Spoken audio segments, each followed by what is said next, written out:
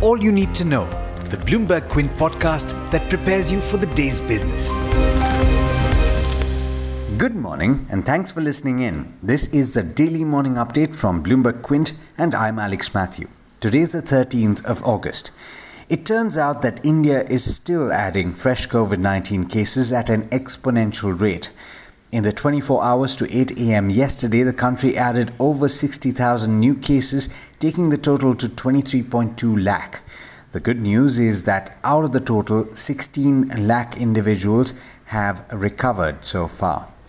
Moving on, you might remember that a while back, the Railway Ministry announced plans to run 151 private trains in 12 clusters on its network, drawing an estimated investment of 30,000 crore rupees. Well, as many as 23 companies including L&T Infrastructure Development Projects, Siemens AG, Bharat Forge and GMR Group have shown initial interest in running those trains. The list of companies also includes the likes of Bombardier, Alstom, BEML, BHEL, Sterlite and Titagarh Wagons. In other news, signs of an economic recovery in May and June have been followed by mixed signals in July. While some high-frequency indicators contracted at a slower pace, some showed signs of a double dip amid the continued spread of the COVID-19 virus. Demand for petroleum products continued to rise after hitting a record low in April. Demand for petrol in July was down 10.3% year-on-year compared with a 13.6% decline in June, according to data from the Petroleum Planning and Analysis Cell. However, demand for diesel contracted at a sharper pace of 19.25% in July, compared with a contraction of 15.4% in June. As you're probably aware, diesel is used primarily in commercial vehicles as well as agriculture and industry, making it a strong indicator of economic activity. Speaking of petroleum products, crude oil advanced overnight after US government data showed stockpiles decreased and refiners boosted processing rates.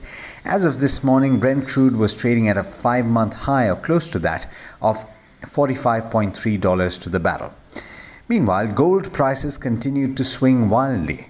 After extending its plunge during the day yesterday to below $1,900 to the troy ounce, the price of gold rose once again to around $1,950 per troy ounce. A risk-on sentiment in Europe and in the US is seen having put limits on the gains in bullion. In corporate news, Indiabulls Housing Finance said yesterday that former RBI Deputy Governor S.S. Mundra has been appointed as its non-executive chairman with immediate effect. Mundra had joined the company's board in 2018 as an independent director. Promoter and executive chairman Samir Gehlot has taken up the position of chief executive officer of another listed firm that is promoted by him, that's Indiabulls Ventures, and has hence stepped down as chairman of Indiabulls Housing Finance. In more international news, Sumner Redstone, the US-based cinema operator who became a billionaire media mogul late in his life after buying Viacom, Paramount and CBS, has passed away. He was 97 years old. In international markets, equities in the Asia-Pacific region are mostly positive at the start of trade today, with a strong session in the US, which was led primarily by a rally in tech stocks. The tech-heavy Nasdaq climbed 2.1%, while the Dow and the S&P 500 gained 1% and 1.4% respectively. And with that, it's over to Hormuz Fatakia for the trade setup for the day in India. Good morning, Hormuz. How are we looking today? Good morning to you, Alex, and to our listeners as well. Today is another earnings-heavy day as we head into the fag end of the Nifty 50 companies reporting numbers for the June quarter. There are lots of stocks that reported earnings on Wednesday and will be reacting to those today. Ashok Leyland reported a net loss for the June quarter that was higher than consensus estimates. The company has now reported losses in 3 out of the last 4 quarters. Aurobindo Pharma's results were in line with analyst estimates. The drug maker's US business, which forms more than half of the company's overall revenue, saw a growth of 15% compared to the previous year. Cummins India's revenue and net profit more than halved in the June quarter. The company has not provided a full year revenue guidance owing to uncertainties pertaining to COVID-19. Aarti Industries' earnings missed Bloomberg consensus estimates. Revenue in the specialty chemicals business saw a decline, while that of the pharma division saw a growth compared to the previous year.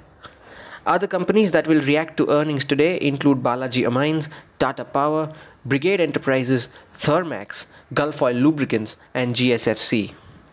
As I mentioned to you earlier about today being an earnings heavy day, 6 nifty companies come out with earnings today, and those are Tata Steel, GAIL, Hero MotoCorp, Eicher Motors, Grasim, and BPCL.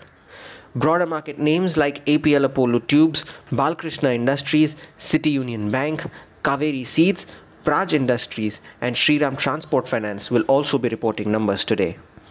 Away from earnings, Indigo was the stock that was buzzing in Wednesday's session, and it ended with gains of over 10%, which was the biggest single day gain in over 5 months. Jwalamukhi Investments has acquired 1.4% stake in the airline at 1,028 rupees a share. Hindalco will be in focus today after its subsidiary Novelis reported a net loss of close to $80 million for the quarter, while margins too narrowed compared to last year. As we gear up for the start of trade, the SGX Nifty is trading 30 points higher, close to the 11,350 mark. Domestic investors continued to remain net sellers for the 8th straight day on Wednesday.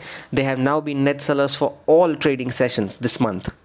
And you can get details on all of these stocks in our All You Need to Know copy on our website bloombergquint.com.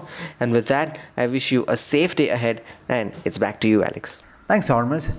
Well, that's all we have for you on this podcast, but as always, there's a lot more on the website bloombergquint.com, so don't forget to check it out. This is Alex Matthews signing off. Have a great day.